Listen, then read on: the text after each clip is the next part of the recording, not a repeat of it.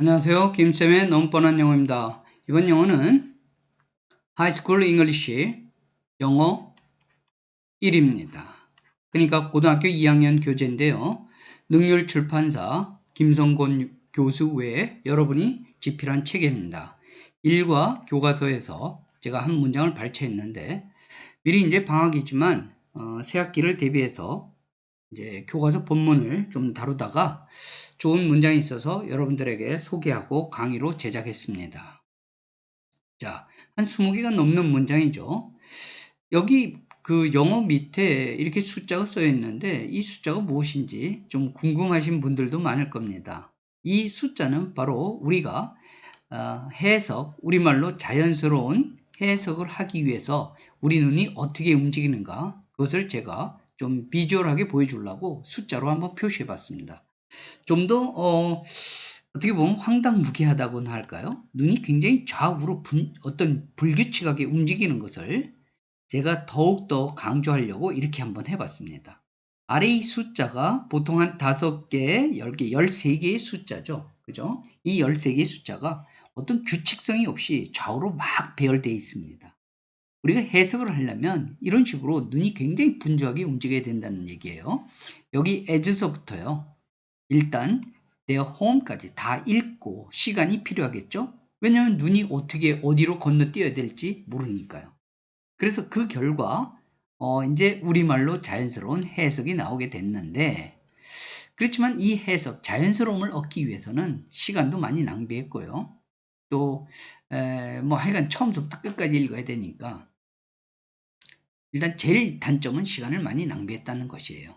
그리고 원어민처럼 읽지 않는다는 것이죠.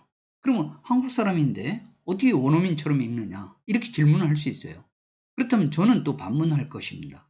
왜 우리가 읽기는 한국 사람처럼 해석을 하면서 스포큰 랭귀지, 뭐 회화죠. 회화 같은 거는 왜 미국 사람 그 이상으로 모던 아메리칸 하려고 하는지 저는 잘 이해가 안 됩니다. 예를 들면 발음도 지나치게 과장하고 속도도 원어민보다 더 빠르게 하려고 어떤 모두가 다 그렇다는 건 아니지만 말하기와 듣기에서는 미국 사람보다 더 미국 사람처럼 하려고 하면서 왜 읽기에서는 왜 미국 사람처럼 읽으려고 노력하지 않는지 저는 그게 제일 궁금합니다. 자, 읽기도요. 미국 사람처럼 읽을 수 있어요. 영어의 어순대로. 그렇게 하기 위해서는 제가 일단 이렇게 한번 가려봤어요. 제가 다른 강의에서 또 설명을 하겠지만요. 이 우리 as가 처음 시작하잖아요. 그러면 이제 as는 여러분들이 알다시피 여러 가지 뜻이 있죠.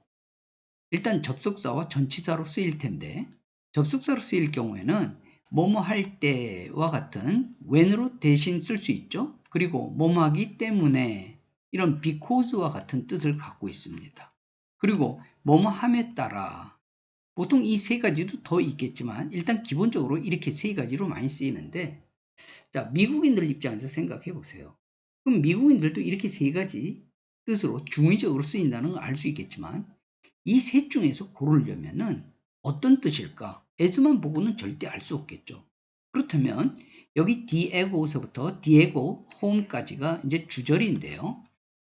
그리고 여기가 이제 바로 뭐가 되냐면 as가 이끌고 있는 종속절이 되는 거예요.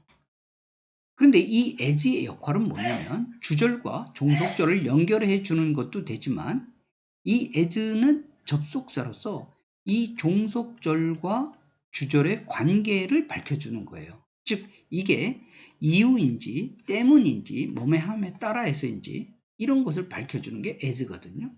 그러면 이 뒤를 다 읽고 나서 하는 수밖에 없어요. 그럼 원어민이 그렇게 할까요? 제 생각엔 그렇지 않다고 봅니다. 이 as를 문법적으로는 있어야 되겠지만 읽을 때는 무시하는 거죠. 그래서 우리는 돌아왔다. 그럼 이 as가 어떤 뜻으로 쓰였는지는 지금 상태로는 오픈해 놓지만 끝까지 다 읽으면 굳이 때, 때문에, 함에 따라 이 셋 중에서 어떤 것을 지금 당장 선택할 이유는 없는 거예요. 그래서 눈에 보여도 읽지 말고 그래서 우리는 돌아왔다. 어떤 개념인지 아시죠? 그렇지만 돌아왔다. 그러면 많은 장소로 돌아올 수가 있는 거예요. 그래서 추가적인 내용이 있어야 되는데 to the dormitory. 기숙사로 돌아왔답니다. 자, 이제 여러분들은 어떤 이미지인지 딱 떠올랐죠? 그러고 나면 기숙사로 돌아온 것과 또 어떤 내용이 이어지냐면 디에고 told, 디에고가 얘기했다는 겁니다. 자, 여기도 이제 다음에도 나오는 얘기지만요. 여기 명사가 나오고 tell, 이 동사는 물론 여러 가지 형태를 취할 수 있습니다. 근데 여기다가 소위 말하면 다음 명사가 나오는데 간접 목적어라고 하죠. 이야기를 듣는 사람입니다. 그러면 주고받는 이야기가 있을 거 아니에요? 그게 바로 직접 목적어죠. tell은 여러 가지 이것 말고도 다른 형태를 취할 수 있습니다.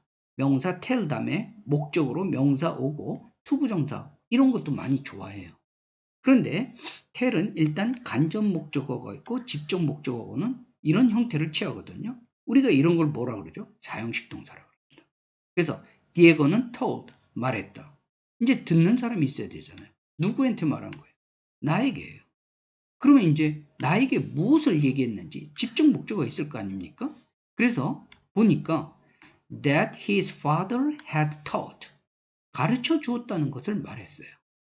그러면서 여기서 taught, had taught 이제 과거 완료 형태인데요. 그건 또 나중에 설명드릴게요. 원형은 teach죠. 이 역시 뜻은 다르지만 tell과 teach는 뜻은 다르지만 동일한 형태를 취합니다. 뒤에 간접 목적어가 나오고 직접 목적어가 나오고 소위 사형식 동사입니다. 그래서 가르쳐 주었다. 그러면 이제 예측을 해야 돼요. 누구에게요? 그에게 가르쳐 준 것이 있을 거 아니에요. How to swim, 수영하는 법을. 어디서요? In the river. 어디에 있는 강이에요? Near their home입니다. 자, 이런 식으로 읽으면 영어 어순대로 그냥 읽었어요. 물론 이런 것은 이제 영어 어순대로 읽는 걸 직독직해라고 하는데 모든 문장이 이렇게 자연스럽게 직독직해 되지는 않습니다.